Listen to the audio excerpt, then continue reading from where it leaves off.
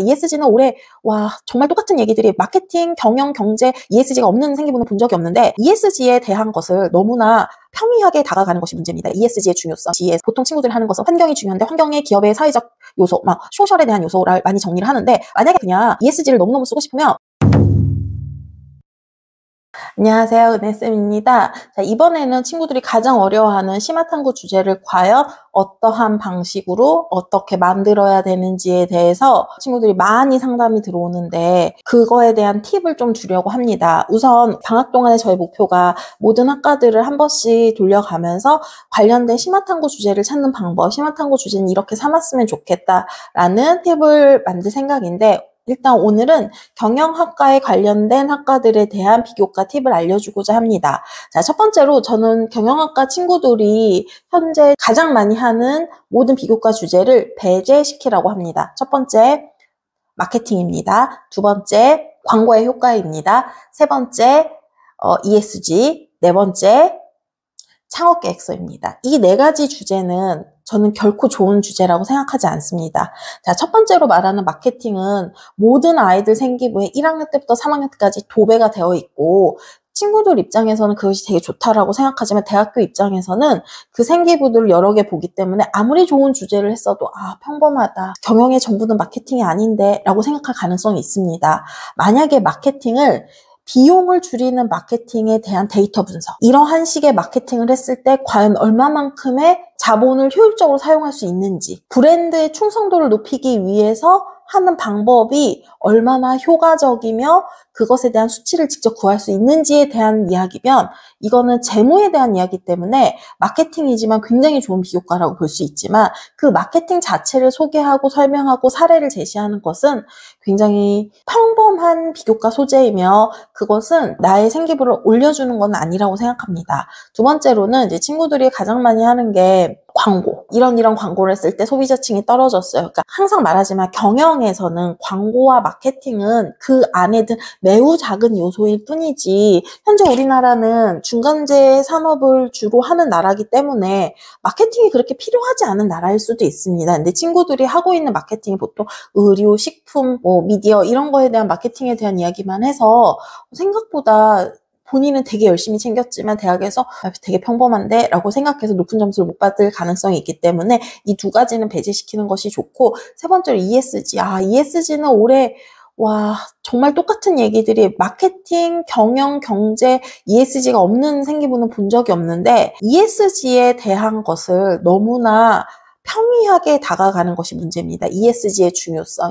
보통 친구들이 하는 것은 환경이 중요한데 환경의 기업의 사회적 요소, 소셜에 대한 요소를 많이 정리를 하는데 만약에 그냥 ESG를 너무너무 쓰고 싶으면 우리나라의 지배구조 개선에 대한 어떠한 법률이 있고 이 지배구조 개선이 어떠한 방식으로 이루어져서 주주의 가치를 훼손하지 않고 주주 친화적인 정책을 하고 있는지에 대해서 그 다음에 법인회사라는 것이 무엇이며 이 지배구조 개선이 가장 필요한 우리나라의 그 재벌 상속에 대한 이 지배구조 개선이 어떠한 방식으로 이루어지고 있는지에 대해서 매우 정밀하고 하나의 사례를 들어서 재무를 분석하고 이 상황에 어떠한 법들이 만들어졌는지에 대해서 접근한다면 이건 되게 좋은 생기부지만 그렇지 않다면 ESG를 단순하게 소개하거나 하는 거라면 저는 배제시켜야 된다라고 생각을 하고 네 번째 친구들 많이 했던 창업계획서인데 이제 마켓 운영하고 온라인 쇼핑몰 개설하고 했던 애들 많은데 결코 좋은 생기부가 될 수 없습니다. 그냥 장사를 한 거고 1일 마켓 한 거는 1일 행사한 거기 때문에 대학에서는 중요하게 생각하지 않고 만약에 이제 제가 친구들에게 창업계획서 굉장히 많이 쓰게 하는데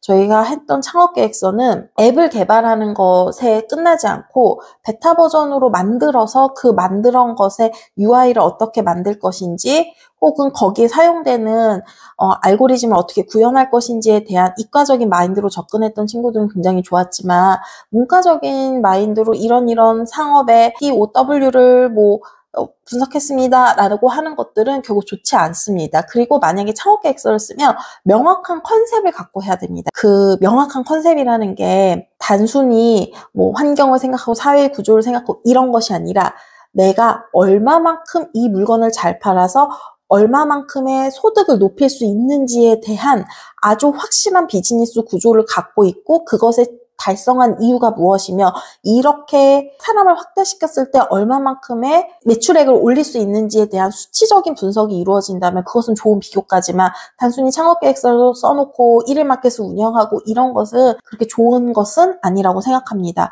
그렇다면 굉장히 좋은 비교과는 무엇이냐면 저는 이 문과적인 친구가 이과적인 마인드로 무엇인가에 대해서 분석해냈을 때 대학에서 굉장히 그 부분에 대해서 높은 평가를 내린다는 것을 오래 하긴 했는데 특히 문과 친구들, 특히 경영대 노리는 친구들에게 제가 제일 많이 하라는 게 선생님 제가 뭐 해도 될 할만한 활동 있을까요? 라고 했을 때 너 파이썬으로 빅데이터 분석하는 내용을 생기부에 넣어. 그게 가능하다면 넣어.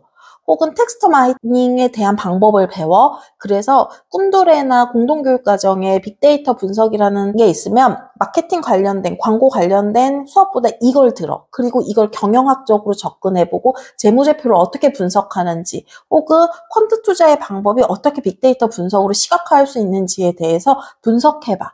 라고 얘기를 합니다. 그 가장 큰 이유가 뭐냐면 경영정보학은 친구들에게 코딩할 줄 아는지 많이 물어보고 회계학도 수학적으로 접근하는 것을 물어보고 경영학과 자체가 수학적인 능력이 뛰어난 친구들을 뽑기 때문에 이러한 자세가 필요합니다. 그래서 경영학과를 지원하는 친구들의 특히 마케팅으로 도배된 친구들에게 정말 권유하는 책 중에 하나가 숫자로 경영하다라는 1권부터 5권까지 나온 책인데 그냥 니네들이 가장 마음에 드는 숫자 책 하나를 읽고서는 거기에서 가장 마음에 드는 기업 하나를 분석해봐라는 식의 비교과 조언을 많이 합니다. 그 1권부터 5권까지 나온 이 책의 특징은 각 기업에 대한 재무제표 분석을 통해서 이 기업의 성장력과 이 기업이 갖고 있는 문제가 무엇인지 혹은 이 기업이 CB를 발행했을 때, EB를 발행했을 때 생기는 문제점 이런 것들, 지배구조 개선에 대한 문제점, 그리고 그것이 주가에 어떻게 나타나는지, 그 다음에 이러한 숫자 경영이 어떠한 이 기업의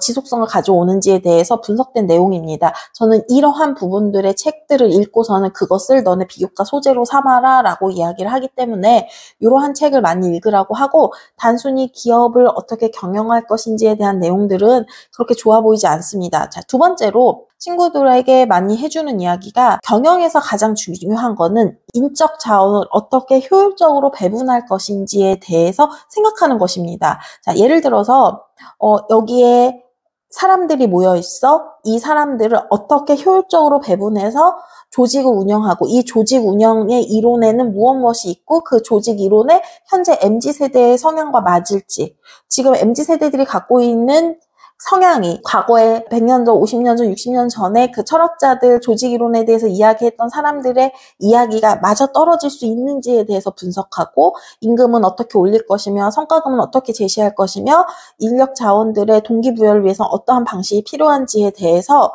실험을 해보거나 탐구 주제를 잡아서 정리하는 것이 중요할 것 같습니다. 이러한 내용들을 정리하는 것이 좋고 마지막으로 현재 우리나라 산업에 대한 분석이 굉장히 중요합니다. 현재 AI의 발전으로 인해서 우리나라가 가장 수혜받고 있는 산업이 무엇이며 그 수혜받고 있는 그 비즈니스 구조가 과연 몇 년까지 지속 가능할 것인지 그렇다면 A라는 반도체 회사가 AI 반도체를 만드는데 어디에 활용이 되고 그 지금 현재 이 기업은 얼마만큼의 생산 라인을 높여서 공장을 증설해서 몇 년까지 유지할 수 있는지에 대한 것들을 다트에 공시된 재무제표를 통해서 분석해낸다면 이것 또한 굉장히 좋은 비교과라고 생각을 합니다. 이런 식의 조금 다른 친구들에 비해서 뭔가 노력이 들어가고 단순히 논문을 보고 베끼는 것이 아니라 블로그에 있는 좋은 내용들을 따서 붙이는 것이 아니라 이러한 내용들이 있다면 대학에서도 이 친구는 경영에 대한 마인드를 이렇게 이과적인 마인드로 수치를 분석하고 뭔가를 증명해내려고 노력하는 친구라는 것을 보이기 때문에 굉장히 좋은 비교과라고 저는 생각하기 때문에 이런 식의 방법을 찾아내는 것이 매우 중요할 것 같습니다.